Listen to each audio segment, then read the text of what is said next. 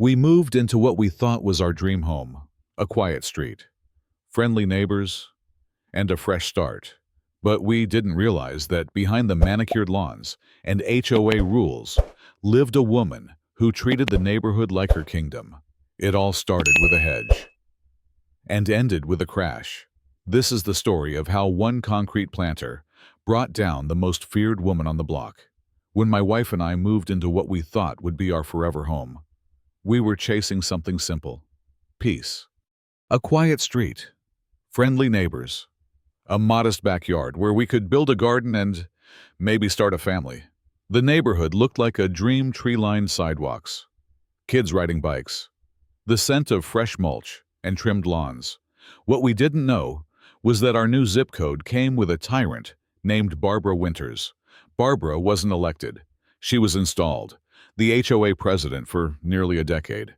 Barbara took neighborhood bylaws and wielded them like a sledgehammer.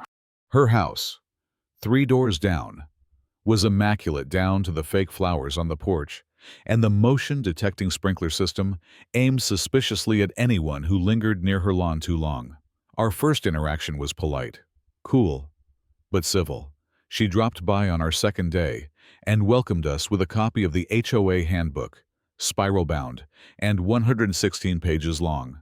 We thanked her, promised to read it, and tried to believe that it wasn't a warning. The first warning came 2 weeks later.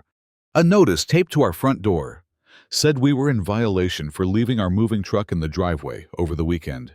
It was written in stiff legalese, with a fine already calculated and Barbara's signature at the bottom.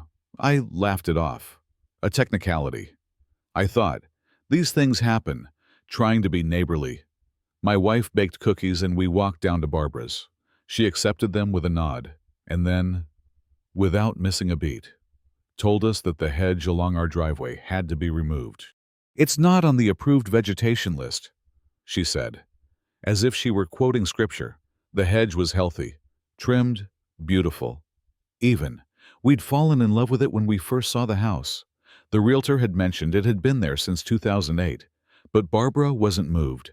Her jaw was set in that smug, self-satisfied way that suggested she wasn't just enforcing a rule, she was savoring it. I spent the next night reading the HOA handbook cover to cover. There it was, buried in Section 14. 2.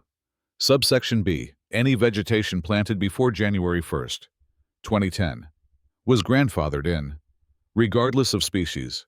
That was our hedge. I emailed Barbara with the section cited and a screenshot attached. I was polite, direct. I expected a begrudging acknowledgement. Instead, 2 days later, I found tire tracks running straight through the hedge. At first, I thought it was an accident. Maybe a delivery driver misjudged the turn. But then, it happened again and again. The third time, I was home. I watched from the window as Barbara's white SUV rolled over the hedge like it wasn't even there. Deliberate, slow, no hesitation. That's when I realized this wasn't about plants. It was about control. I confronted her the next morning with photos. She denied everything, smiled and said, "You should have removed it when you had the chance." I filed a formal complaint with the HOA board. Barbara chaired the board. The complaint was reviewed and dismissed due to lack of evidence. So she kept driving over my hedge. 5 times. 6. I stopped sleeping well. Every creak outside felt like another assault. My wife tried to stay optimistic, but I could feel the tension tightening in our house, like a pulled cord. That hedge became a symbol for pride, for privacy, for not letting someone push us around in our own home. And I was done being quiet. That's when I called Mike. Mike is a longtime friend who works in construction and knows the building code better than most city inspectors. I told him I wanted to build something decorative, but also functional. Something unmovable.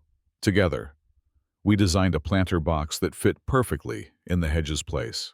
It matched the aesthetic guidelines down to the paint color, flowers on top, brick facade, tasteful placement. But inside, we poured reinforced concrete, rebar and all, a monument to restraint and resistance. 2 days later, it happened.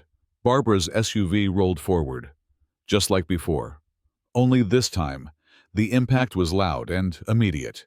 The sound of metal crunching against immovable stone. The planter didn't budge. Her front bumper cracked. One headlight shattered. Her car tilted slightly to the left. Engine whining as she threw it into reverse and stalled. I ran outside, camera in hands. She was standing there, hands on hips, looking less like a ruler and more like someone who had just been outplayed at her own game. "This is entrapment," she snapped. "You set me up." I gestured to the planter box. "This is decorative landscaping, fully compliant. Would you like a copy of the rules?" She called the police. They arrived, calm but curious. I showed them the video footage Barbara repeatedly driving over my hedge, the measurements of the planter, the receipts, the construction permits, everything legal, everything documented. The officer looked at her, then at me, and said, "Ma'am, unless you're claiming injury, this appears to be a civil matter. Your driving, however, is another issue."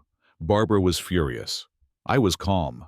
That, more than anything, unbalanced her. She tried to sue, claimed damages, emotional trauma, even back pain.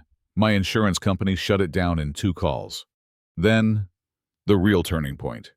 An anonymous email was sent to every member of the HOA with links to videos, photos, and PDFs of every violation Barbara had selectively enforced over the years. The chalk drawings she banned, the Halloween decorations she confiscated, the fines she issued without board consent. An emergency meeting was called. I went. I didn't speak. I didn't need to. For once. The neighborhood spoke for itself. Barbara was voted out 17-1. The one vote in her favor was her own. She listed her home 2 weeks later, left before the for sale sign even got a second reign. Now, the HOA is run by people who believe in balance, not bullying. The rulebook was trimmed, the fines reduced, the community restored. And me, I still have the planter. Now, with flowers that bloom in all seasons, people stop and smile at it, not knowing what it really is. But I know. It's not just concrete, it's a reminder that sometimes you can't outshout power, but you can outlast it. And occasionally, you can outbuild it too.